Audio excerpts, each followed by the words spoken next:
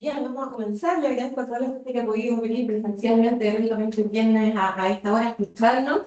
La idea, como decía Beatriz, es trabajar un poco más allá de los contenidos del curso.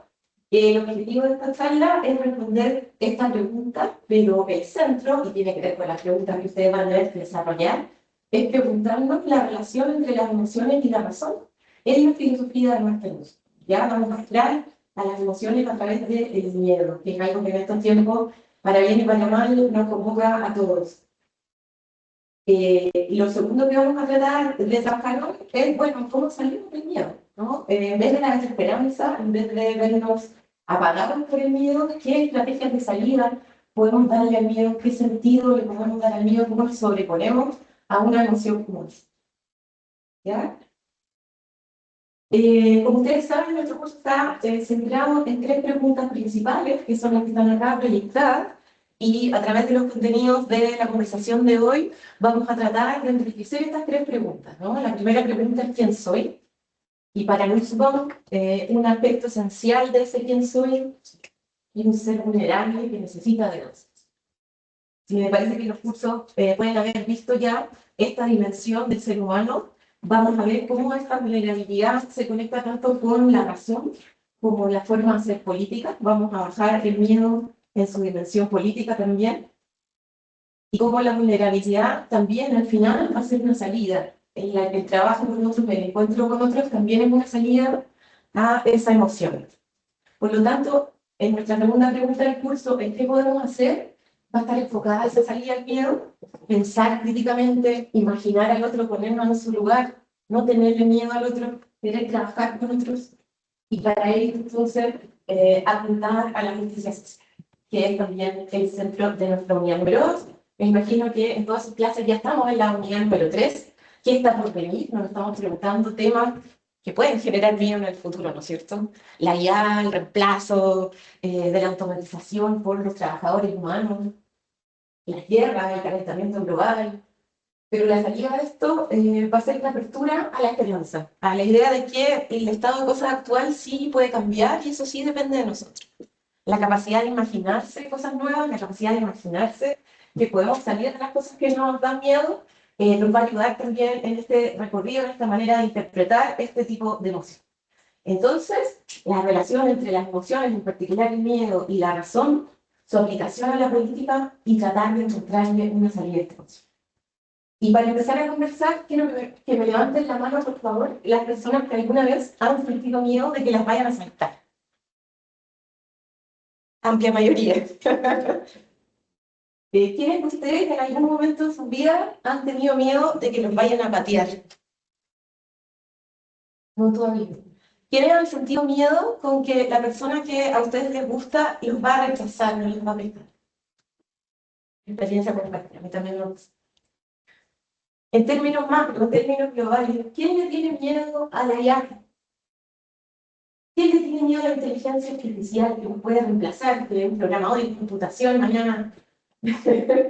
Súper, ya todas las profesiones están incorporando esa dimensión tecnológica.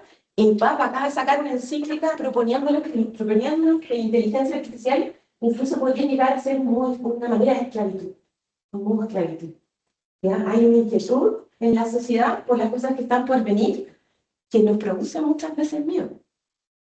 ¿A quién le da miedo la guerra? Que se arme la tercera guerra mundial. Eso es lo que está pasando en las noticias, ¿no? Eso es lo que estamos viendo, que el derecho internacional, que las convenciones de dignidad humana, de derechos humanos, que parecía que después de la Segunda Guerra Mundial ya era un acuerdo que dábamos por sentado, algo que consideramos que iba a estar necesariamente en nuestro futuro, en la manera de interpretar el mundo compartido, la globalización. Estamos viendo que tiene sus límites. Estamos viendo que el futuro parece amenazante. Voy a ponerme más radical y más apocalíptica.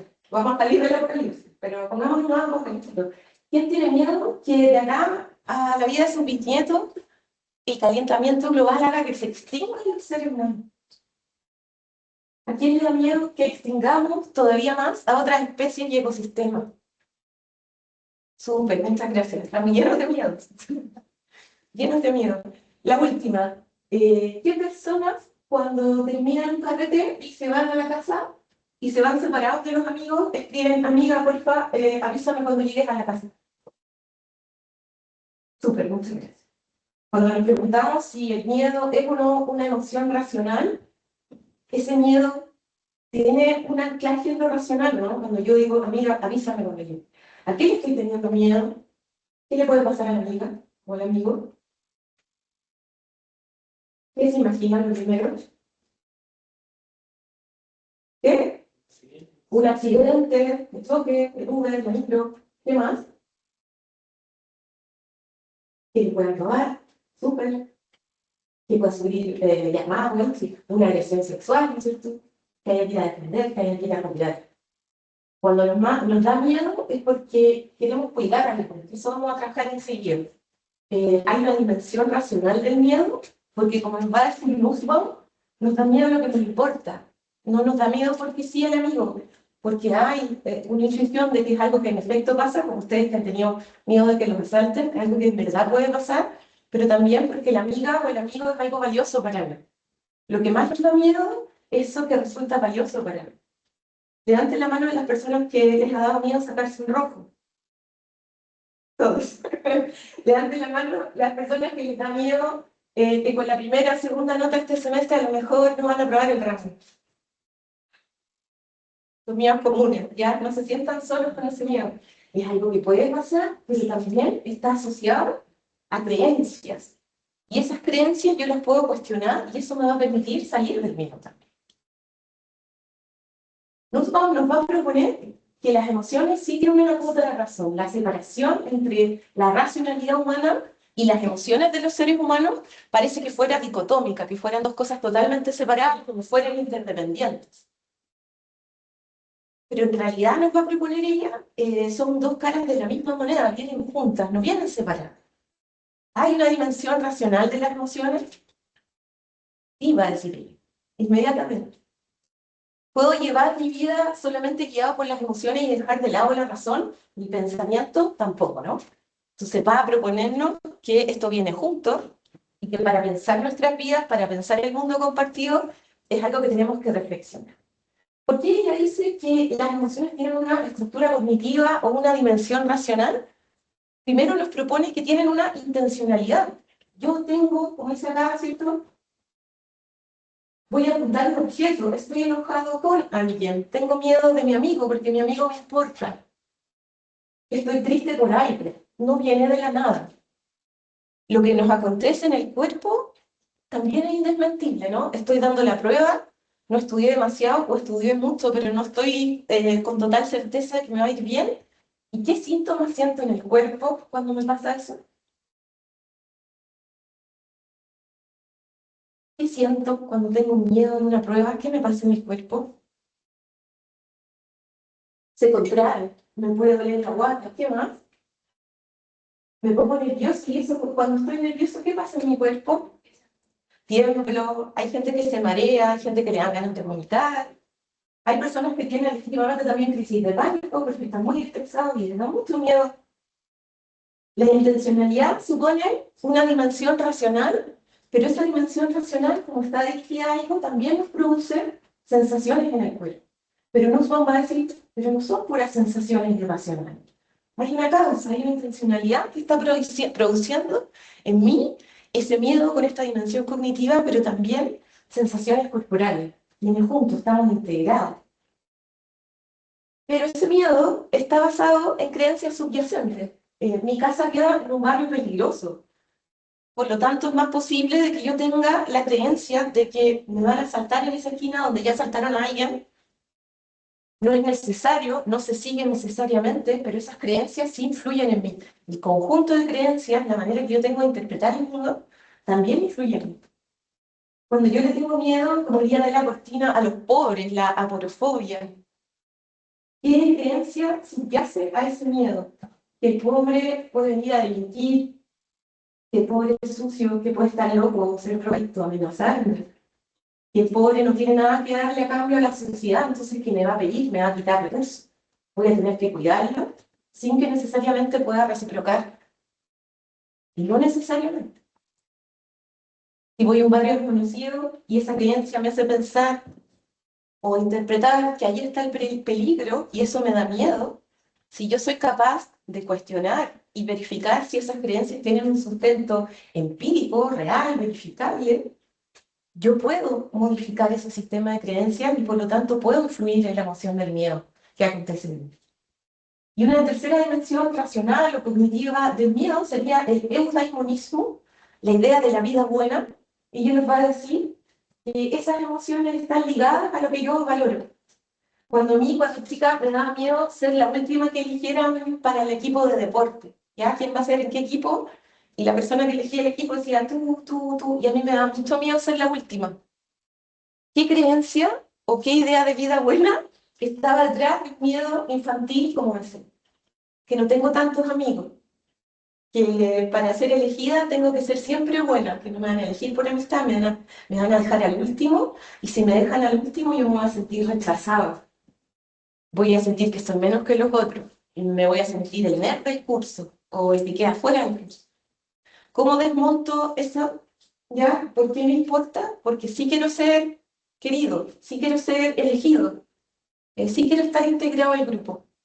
Y cuando yo me cuestiono la veracidad de ese miedo que me da lo que me importa, puedo recalibrar ese miedo. Voy a seguir teniendo amigos aunque sea la última que elijan para el deporte. Me puedo matar de la risa con las compañeras y compañeros que quedamos al último. Y no ser el nerd del curso, ser del grupo que se ríe porque no son buenos para el deporte. Y eso no amenaza ni mi dignidad, ni mi reputación. No estoy haciendo el ridículo. Me cuestiono la creencia y eso que me importaba, lo puedo transformar.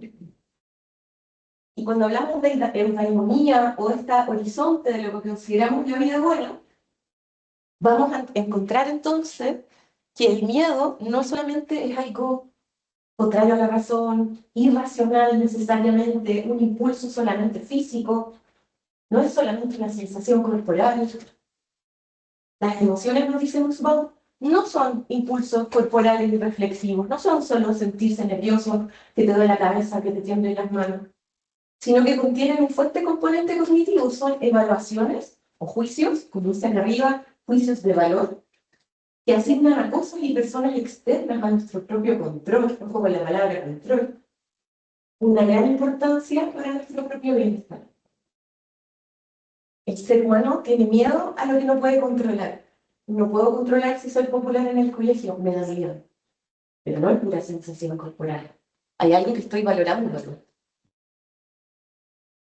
Cuando yo tengo miedo a la muerte, lo que estoy diciendo es que me importa la vida. Si me importa que se muera mi abuelito, es porque lo quiero. Y hay algo racional en eso. Es normal. Es esperable tenerlo. Si tengo miedo al abandono, lo que quiero es afecto, lo que quiero es amor. Si tengo miedo al fracaso, es porque tengo un concepto de éxito, por ejemplo. Si yo tengo la creencia de que éxito es tener un buen trabajo, ganar plata, poder viajar, o ser el más destacado en mi área, que el éxito solo va a pasar cuando yo haga un posgrado, o me aplaudan por lo que hago. El fracaso me da mucho más miedo que si yo puedo cuestionarme lo que creo respecto al éxito. Ser exitoso no es solamente tener plata, a lo mejor es también tener afecto, tener amigos, descubrir cosas en el mundo, aprender. Miedo a la humillación, ¿no es cierto? La dignidad. Yo no quiero hacer el ridículo. ¿Por qué? Porque quiero sostenerme y que los otros me validen. Por lo tanto, acá nos aparece lo que conversábamos respecto a la primera pregunta del Pensó que está inserta en nuestro curso. Dice Nussbaum, las emociones expresan la idea de que somos seres incompletos, que dependen de elementos externos para su propio florecimiento, la eudaimonia, la plenitud, de llegar a la idea de vida buena. Necesito de otros. Las emociones nos están mostrando oye, pero con eso. Tengo otro. Eh, que no sé, porque desconozco realmente bastante de mi trabajo, pero me surgieron dos preguntas. Una es cuando, luego de un proceso de reflexión crítica, eh, uno llega a la conclusión de que hay buenas razones para tener miedo. Esa es una, como lo resuelve. Y la otra es qué pasa, quizás no tanto a nivel político, sino a nivel más personal de cada vida. ¿Qué pasa cuando lo que nos da miedo es algo que al mismo tiempo sabemos que es deseable, lo que nos hace bien? ¿Sí? Y no tiene que ver con una creencia falsa, sino quizás con otra cosa. Esos son mis dos. Súper, muchas gracias. No sé si se escucha ahí. Sí, ahí. Sí. Claro que a veces el miedo es totalmente justificado. Y pasa eso, bueno, y pierdo eso que quería. ¿Me reduzco a eso o qué hago en esa situación? Tenía miedo que me patearan y me patearon. Y me duele un montón porque era valiosa la persona con la que yo estaba. Y sí quería que siguieran. Y ese miedo se cumple. O ese miedo es legítimo. Sí sé que me va a patear. Hay un meme donde dos amigas conversan de que su pololo le invitó a un café y se me van a patear los cafés. Y sí, la patean. Tenía razón, las amigas le decían, no, ¿quién te va a patear en un café, en un lugar público? Así no se patea, no te preocupes. No te invitaría a un café, te invitaría a una cerveza. Irían a la plaza, irían a un lugar que no es público. A veces los miedos son legítimos. ¿Qué hacemos con eso? Yo interpretaría, no le puedo preguntar a los dos, que ahí la esperanza juega un rol. Ya perdí lo valioso, pero eso no significa que nunca más voy a emparejar. Sufro. Sí, sí. Yo creo que no lo dije tan claro. Y que sé lo que estoy pensando cuando el miedo, pero no lo sé. Cuando el miedo, por ejemplo, pensé con el ejemplo de la guerra. Sí. Como cuando el miedo también señala algo de verdad, pienso. Como, Incontrolable. no nos debería dar un miedo que estemos en guerra, que los niños mueren. ¿Cachai? Como así, como. Y ahí viene el concepto de esperanza, ¿no? ¿Qué puedo hacer? Es incontrolable, ¿no? Depende de mí si hay guerra o no. Es incontrolable, ese miedo es legítimo.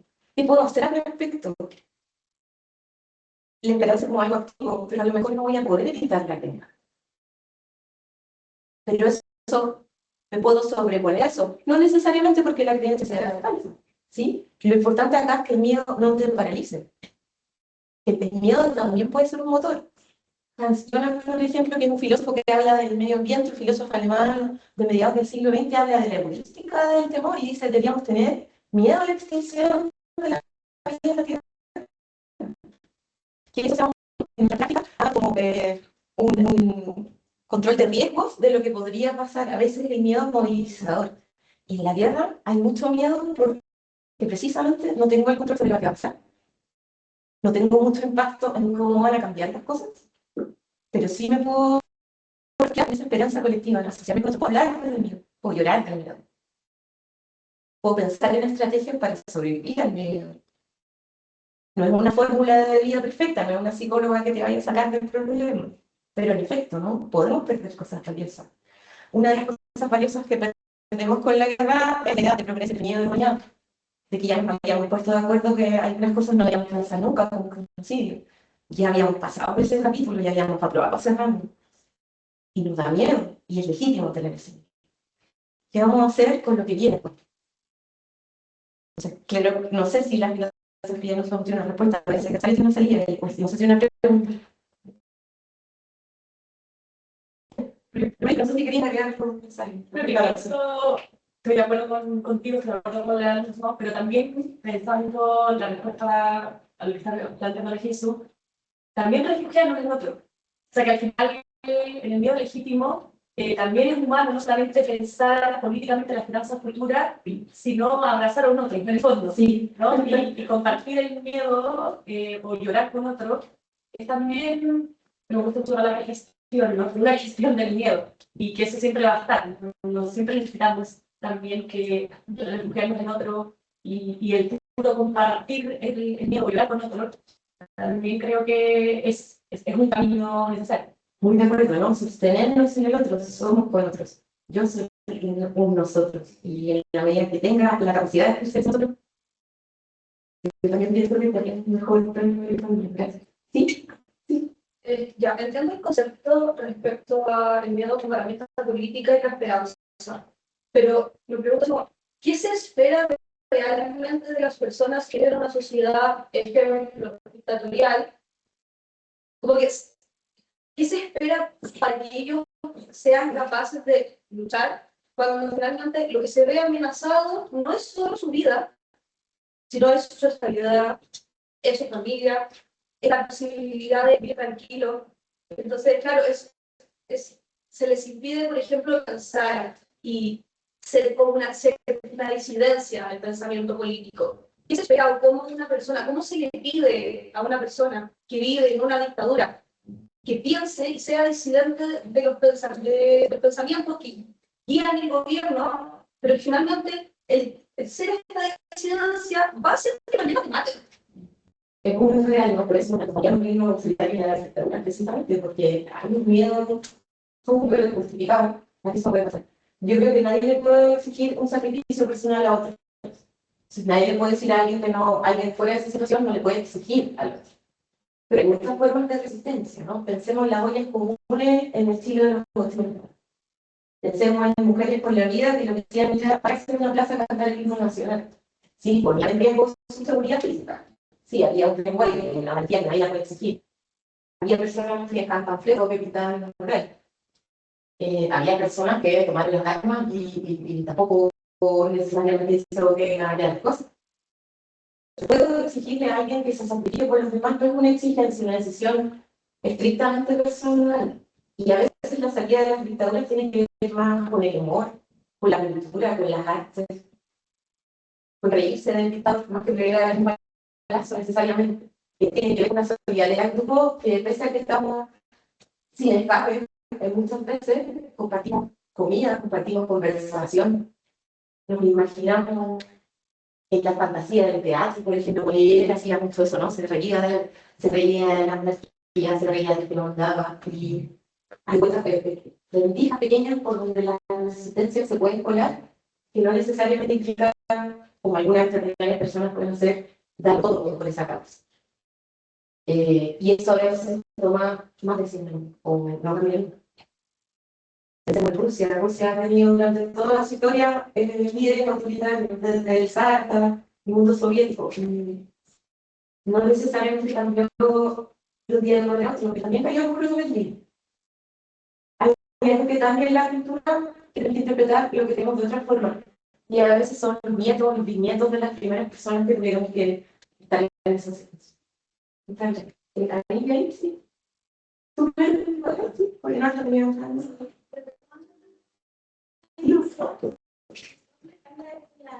La identidad de la sociedad o es una persona dentro de la sociedad y que yo controlo dentro, o sea, no, dentro de la selva alerta, me conozco igualmente, y dentro de una sociedad que es completamente autónoma, ¿cómo se llega, si la pareja llega a pagar dentro del contexto dictatorial, cómo se llega a una esperanza que se trae en el tiempo?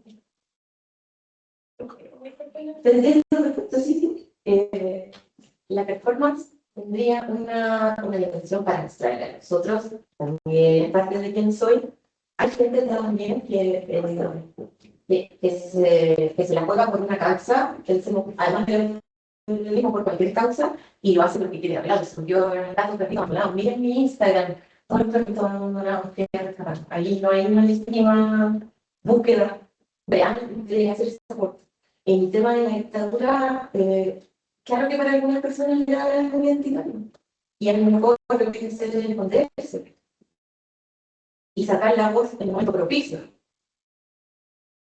No sé si tengo una buena respuesta para Butler, pero sí pienso que hay estrategias sutiles, silenciosas, las de cara a cara, de uno a uno, y ya se lo van a ver con el otro en un momento donde está lleno de represión, que supone una forma de resistencia, dar cariño, dar una sonrisa. Decir, vamos, no se puede. Tal vez. No sé si alcanzó a responder. Justamente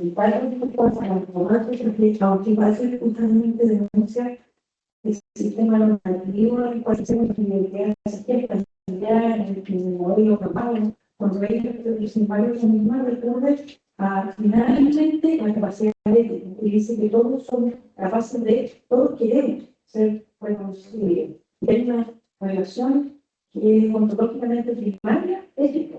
Después viene, ¿no es cierto?, a ser normal en la sociedad, pero que sin embargo esta como inclinación al otro, este querer al otro y que ser reconocido, es algo que de alguna manera es lo que permite esta esperanza de que finalmente, a pesar de que cuesta, por ejemplo, sistemas de hay modelos totalmente rígidos, autoritarios, que no impiden, o sea, que no permiten el desarrollo de la identidad. Sin embargo, hay algo más primario que lleva a querer al otro y reconocerlo y querer ser reconocido de lo que es un visualización. La Usted enseñaba que con el miedo se puede usar como motivación para afrontarle el cual tiene una meta. Por ejemplo, usted en clase me enseña que se vuelve tónico por la ayuda tecnológica que hemos tenido. Pero también ese miedo nos puede ayudar a que nos extinguir, pero ese miedo de extinguirnos nos puede ayudar a superar esas barreras y poder superar la tecnología para no llegar a ese punto de somos tontos y nos vamos a extinguir. Pero también hay momentos que el miedo es tan grande o las circunstancias que como podríamos contar son tan grandes que el miedo no lo permitiría como salir de esta burbuja y querer afrontarlo, sino que estaríamos pensando, si lo intento puede que termine peor de lo que comencé o puede que termine perjudicando a los demás. Entonces, según lo que ustedes plantean, ¿cómo podríamos como afrontar esa barrera? ¿O cómo podríamos superar esa limitación que nosotros mismos nos planteamos para el miedo mayor de lo que esperamos? Para poder superarnos a nosotros mismos. Cuando el miedo se sobrepasa, cuando me tengo que arreglar a mí mismo porque no creo que pueda. Pero lo que nos está diciendo el mismo es que capaz sí puedes. Intentarlo solamente ya es un valor, que es una afirmación de la vida, de la interpretación del mundo. Y uno no lo intenta para ganar o para lograrlo solamente, para lograr la meta, ¿no? Y lo intenta porque vale la pena, porque es valioso por sí mismo. El tema de volvernos cognitivamente más débiles con el uso de IA, bueno, yo elijo ocuparla, probablemente en su trabajo la van a tener que ocupar, pero hay maneras de ocuparla al mismo todo esto, ¿no?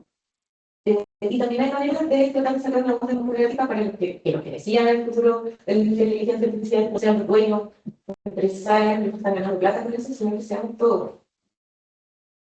Sí, lo más puede pasar el miedo muchas veces, y eso es natural. A veces nos vamos a replegar, a veces no vamos a poder. Pero sí te puede, un poquito. El intento mismo ya hay un valor. Ahí, y después, eso también es importante.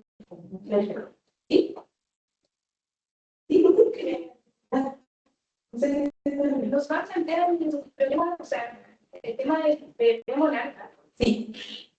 Claro, la persona desde que nace ve como al otro como una persona que está como obligada a satisfacer sus deseos.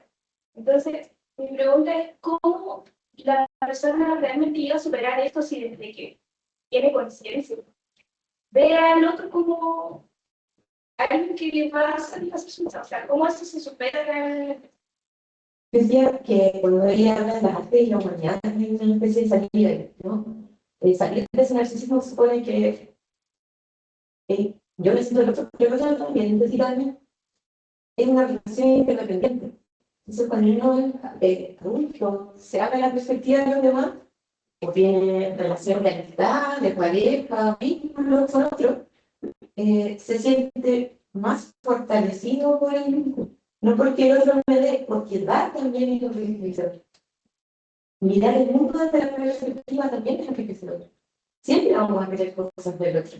Le exigimos los vínculos afectivos que nos den algo, la profesión que queremos salir de ahí.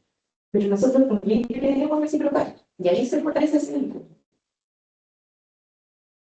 Ok, sí. Bueno, yo se quería preguntar, porque usted ha mencionado que entonces es necesario el pensamiento crítico para que podamos cuestionar las creencias. Claro, primero partiendo de uno mismo, porque uno tiene como base muchas creencias que a veces son muy limitantes, y bueno, personalmente también, como persona que también tiene muchos prejuicios, me cuesta poder salir de ellos. Entonces, ¿cómo puedo tratar de influir mejor en mi pensamiento esa crítica y también cómo la puedo comentar hacia los demás cuando ciertas opiniones son muy radicales y constantes, que a veces limitan mucho que uno pueda dialogar o tener un debate así limpio? Es difícil salir con los prejuicios porque los tienen, porque no se nos ha afectado, ¿no? ¿En qué momento yo me cuestiono mis prejuicios cuando me encuentro totalmente con ese otro? Y a lo mejor esa persona no tiene radicales, no me va a caer bien. Y voy a sostener mi prejuicio. Ah, no tienen empatía con este grupo de personas. Nunca les he dado micro, no tienen empatía, no entienden cómo vivir. ¿De dónde se sale el prejuicio cuando yo de verdad me encuentro con el otro? Que no significa que me va a caer bien, no puedo cambiar de opinión radicalmente, ¿cierto? Pero ver cosas distintas. Mirar cosas distintas a mi interés. A lo que te sale en el algoritmo, contrarse, conversar con el. Y a veces puede impulsar ese prejuicio, pero a veces voy a entender que la persona no es solamente ese casillero. Entonces, si mucha empatía no tiene, pero entonces su vez a conversarlo a punto. Pero cuando yo necesito que me explique algo, si lo explico, entonces complejiza nuestro pensamiento crítico. No es solamente ese prejuicio. Voy a volver a tratar la presentación de ejemplos.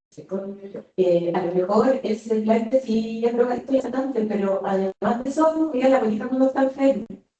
Además de eso, muchas más cosas que ese casillero donde yo lo puse. Todas las personas son complejos. Las otras personas que están sobre nosotros, pregúntense qué prejuicios tienen las personas que no vienen a esta universidad de cómo son los alumnos de la universidad. Digo, pero yo no soy ese cliché, no soy así. ¿Cómo le desmiento ese precio? Que me vea. Y yo también tengo dificultad.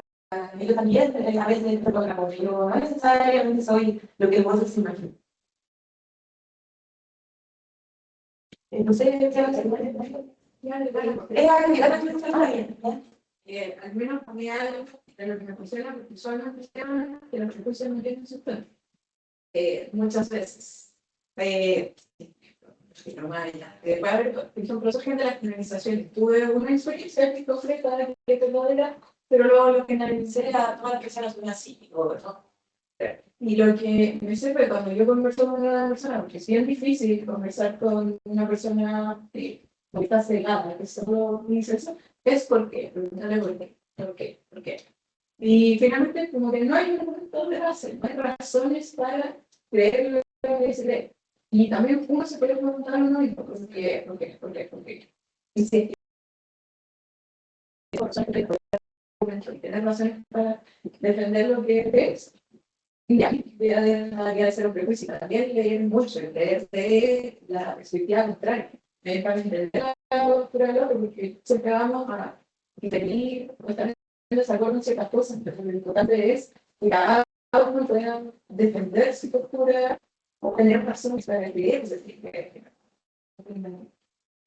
creo que eso es fundamental. Entonces, preguntar al otro, es porque también preguntamos a nosotros mismos por qué. Y me encanta como increíble. Sería preferible que ustedes se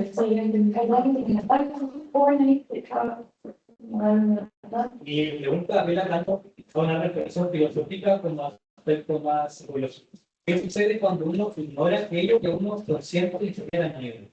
Puedo explicar.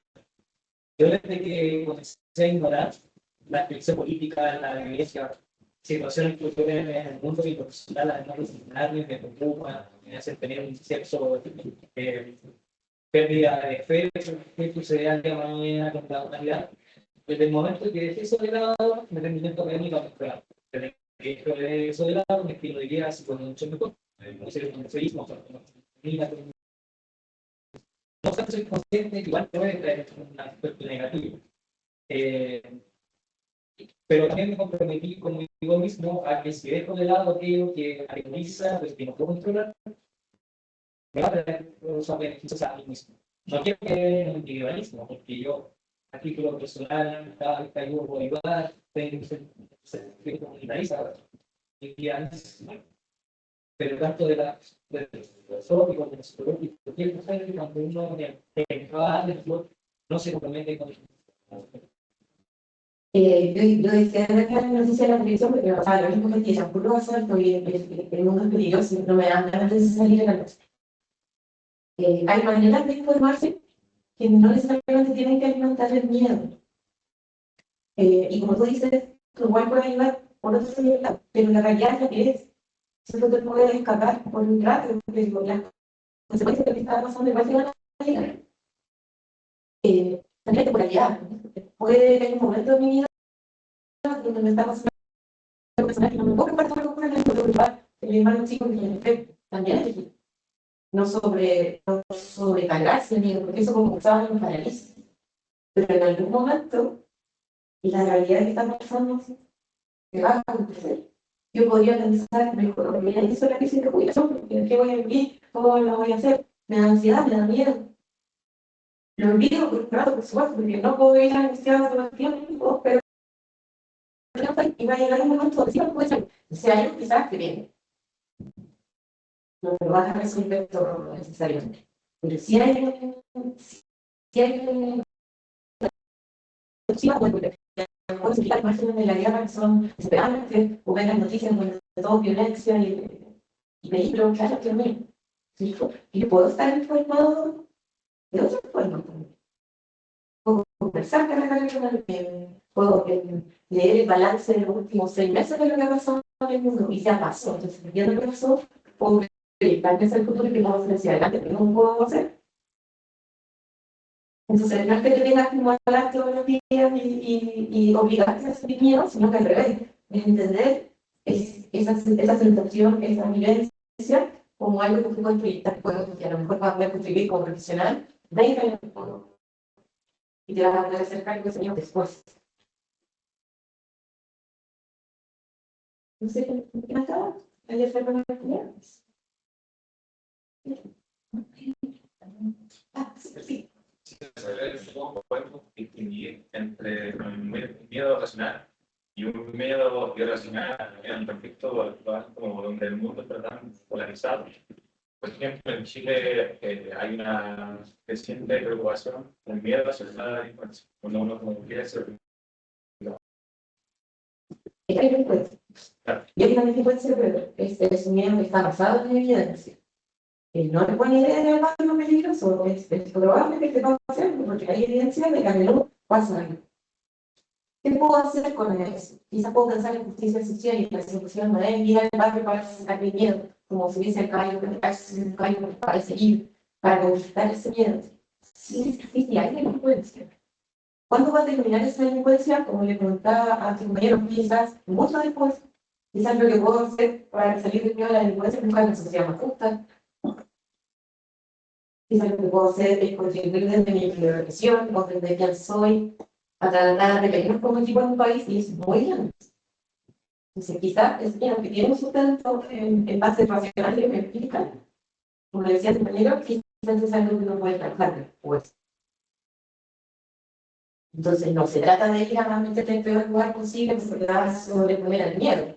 Se trata de pensar qué es lo que se está causando, que eso siga sucediendo y que legítimamente me da lo que quiero por ellos. No sé si es suficiente, pero es un camino para empezar, una perspectiva más larga. ¿Sí? Estaba como un poco relacionada con la pregunta de ¿qué pasaría si que en el caso del miedo no se ha alimentado, aunque intente así como escaparte, no puede, se sigue alimentándose de todas maneras, pero por eso no cercano? ¿En qué sentido el entorno cercano al que estás pensando? Necesita así como que vean, que intenta así como evitar la noticia, pero que tu familia, pero que inevitablemente tengan que ver las noticias en la casa, programas un poco que alimentan el día que sean políticos, como puede ser, no sé. Y pensando. ¿Y qué ese miedo va a estar ahí? La pregunta es: ¿qué hacemos con eso? Claro, o tratar, como decíamos, de escapar con la desarrollar, pero ¿qué está pasando? Y es importante. En parte de lo que conversaba acá, ¿no? Debería ser asumir que es la realidad, dejar que el miedo me atraviese, vivir el miedo, dejarlo ser, que pase, y aprender que no me paralice, que no me rompa la vida, que no me haga pensar que esto siempre va a ser así. Quizás yo siempre voy a tener miedo de echar un ramo. Porque, claro, significaría un súper fracaso de vida que ustedes tienen de éxito o de lo que es valioso para su vida. Nunca se me va a pasar que te va a dar miedo sacar de un robo. Pero voy a tener que aprender a vivir con eso. Eso no es todo lo que soy, eso no es todo lo que me va a pasar, no estoy reducido a eso. Voy a crecer a partir de eso. A veces enfrentarse al miedo y que te pase lo mejor posible, lo que hace es ser capaz de sobreponerse a las dificultades de la vida, que es súper fácil de pasar, ojalá no tuviera que ser así, pero sí un aprendizaje que te va a hacer crecer. Entonces, a veces tenido miedo 500 veces va a ser, quizás, y cuando seas grande, tienes miedo de que te el trabajo, en vez de que te eches a la universidad, tú ya vas a saber que puedes sobrevivir al fracaso, que puedes sobrevivir a ese sufrimiento, aunque salga todo tal cual, lo pensaste que vale. ¿Se entiende? Y tú vas a poder seguir viviendo porque nunca nos vamos a tener miedo de algo. Es parte de la condición buena. Me preguntan, ¿qué estrategias voy a tener para dejar que se nos a contestar? Para pasar, darle su lugar, pensar cómo me sostengo, ver qué hago con eso después. Aunque legítimamente no puede ser sufrir, por supuesto. Sí, es parte de... Sí. Estoy pensando, esto es una cuestión que el uso tiene respecto exclusivamente al miedo o en general a las emociones, como que lo puede decir, como de valencia negativa, ¿cierto? Eso es eso y después sigo. La relación persona-emoción, sí, la capacidad de la y el miedo es solo una de las emociones que ya profundiza ahí. Pero entonces todas las emociones tendrían un componente cognitivo y serían también un juicio de valor, y por eso tienen una base racional que hace que no sean opuestas la razón y la emoción. Estaba pensando como en lo que decía el estudiante de la que como esto de dejar de ver que todo lo que duele, o lo que da miedo, o lo que angustia, y lo entiendo por un lado, ¿cierto? Pero también, por otro lado, me pregunto si no vivimos en un mundo en donde, si bien acá quizás no hay expresiones de esclavitud tan evidentes, al menos sí hay en otro lado del mundo, nosotros vivimos de ella, digamos, y hay también un genocidio ocurriendo, o sea, hay cosas muy brutales ocurriendo que si tú vas a quedarse a mirarla es desagradable, uno podría decir, ¿cierto? No es placentero, pero no es importante también políticamente como quedarnos paralizados ahí antes que movernos a mirar hacia otro lado, digamos, ¿cierto? Como... Estoy de acuerdo, me parece que hay un momento inevitable de estar paralizado, por eso el miedo sí nos va a acontecer. A mí me da miedo que haya un genocidio, pero que, bueno, o sea, yo soy así no soy de la otra, claro, toda la razón. Yo no sé si vos tiene como una descripción de pasos metodológicos que habría que hacer, pero el hecho de que en otras partes sí se haya salido el esclavitud concreto de la televisión internacional me permite decir que esa esclavitud que sigue pasando en muchos países del mundo es algo que sí puede cambiar, pero no. Me da miedo y es legítimo. Me va a darme cuenta que mis pantalones, mis zapatos, mi chaqueta, la hice, o sea, no es que mis decisiones, sobre todo no me tienen que doler, porque efectivamente tengo que ver que estoy vestida de eso, digamos. ¿Cachai? Como, no sé. Sí, ignorar no es la solución, ¿no? Pero ponerse todas las mochilas del mundo tampoco. Yo no puedo comprar un celular en Chile que esté fabricado totalmente de forma de sin relación laboral o los minerales de la batería, y yo también tengo uno y sé perfectamente que estoy contribuyendo a eso.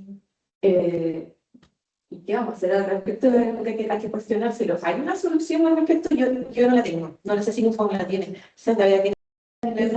No, tal como es que hay una clave, no mucho, sino que yo dediqué, que hay una clave política, donde analiza la dialéctica entre la ideología y la ideología. Y la ideología es como en el fondo el marco teórico político en el cual tenemos que habilitar el modelo que tenemos que construir para poder hacer algo. Pero tiene el problema de que se transforma, se lo física, se transforma en aquello que no puede cambiar y ahí cae el totalitarismo y todo eso. No puede pensar. Pero por otro lado, plantea que hay una utopía que sería como el contrapunto de poder mirar la sociedad y el mundo desde una perspectiva crítica que, a pesar de que puede ser utópica, por ejemplo, pensar que un celular va a ser, digamos, libre de denominación, pero esa mirada de construcción crítica hacia otra cosa te abre puertas. Entonces, la utopía tendría un rol súper interesante y crítico porque uno la tiende a descalificar, sobre todo. ¿Ya? Pero es que en el sueño, en la posibilidad de rechazar la realidad, y los jóvenes en eso creo que son los llamados a hacer todo. Es como tener una mirada crítica respecto de lo que está pasando, lo que no significa una salida concreta e inmediata, pero sí es abrir una puerta de transformación. Yo creo que esas claves son claves interesantes. Ahí sale el mundo podría ser de acuerdo. Ahora pensando, no, esta candidata también me miedo al miedo. Porque siempre se habla de que tenemos que transitar miedo. No podemos simplemente vivir en el miedo. Es finalmente incómodo, pero vivimos constantemente con cosas incómodas y no veo a nadie preocupado por ello. Se tiene mucho miedo a tener miedo y es como una incomodidad, como, no sé, duele cara, porque hay cosas mucho más incómodas que tener miedo y a nadie parece importar.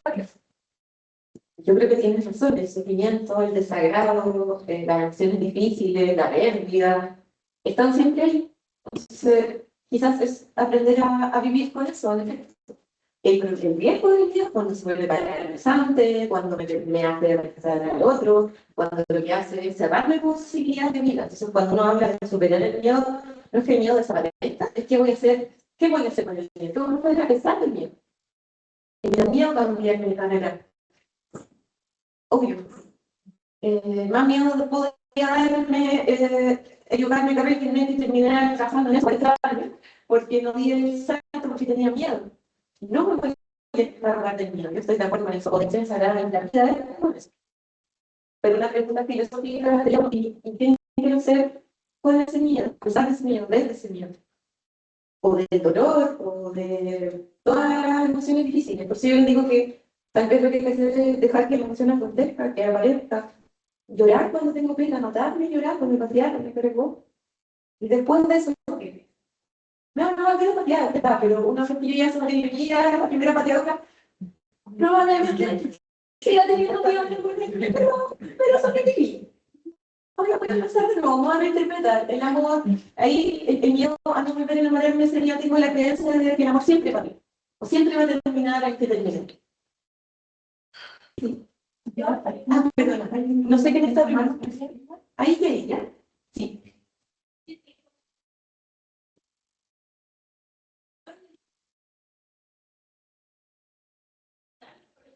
Sobre todo, de que el miedo porque sabes lo que es como hasta como y me lo cual podemos acabar en una sociedad cuando no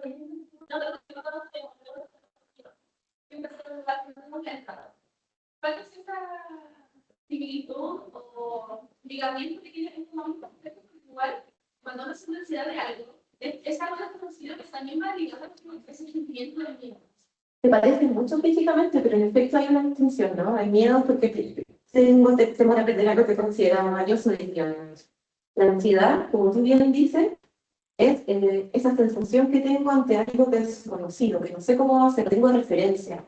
Voy por primera vez a una fiesta universitaria, voy bien vestido, estoy lindo, soy que voy a sacar a bailar, no sé si ya se sacan, me voy a bailar con alguien, me voy a hacer amigos nuevos, no sé. Entonces la ansiedad es el no saber. El mío tiene que ver con esa falta de control. Hay cosas que ya sé que no voy a poder controlar. La ansiedad tiene que ver con el no saber. Entonces es más imaginaria. Es instintivo, pero la ansiedad sería algo negativo que yo me estoy imaginando, que no tengo necesariamente una base para pensar que nadie me va a hablar en la fiesta, o que voy a hacer ridículo, o que voy a quedar afuera del grupo. Entonces, la ansiedad sería a eso que yo me estoy imaginando, que estoy anticipando, pero no tengo elementos de juicio realmente. Claro, puedo tener un miedo en la meta concreto a que no nadie me hable, que no, que estaba mal vestido y desentoné, no supe bailar, se baila. Estoy imaginando sus vidas, ¿no? No sé si van a fijar, no sé, pero solo entonces, la ansiedad sería más imaginario. Entonces, claro, puedo tener ansiedad a la vez, pero la ansiedad es algo que yo pongo ahí. ¿Se puede controlar? No, también siempre voy a tener ansiedad ante lo que he conocido, muy probablemente. Pero lo que puedo reconocer es que me está dando ansiedad por algo que me estoy imaginando yo. No sé cómo va a ser. Me acontece, me cuesta, me va a pasar. Puede tener miedo, pero me lo estoy imaginando yo. Entonces, es lo que me puedo estar cuestionando. Y también hay un componente biológico de gente que es más ansiosa por constitución biológica. Y también se puede aprender estrategias para superar la ansiedad, qué sé yo, replicación, cuestionarse, tratar de ver la mente en blanco, qué sé yo. Hay herramientas de control, pero también es algo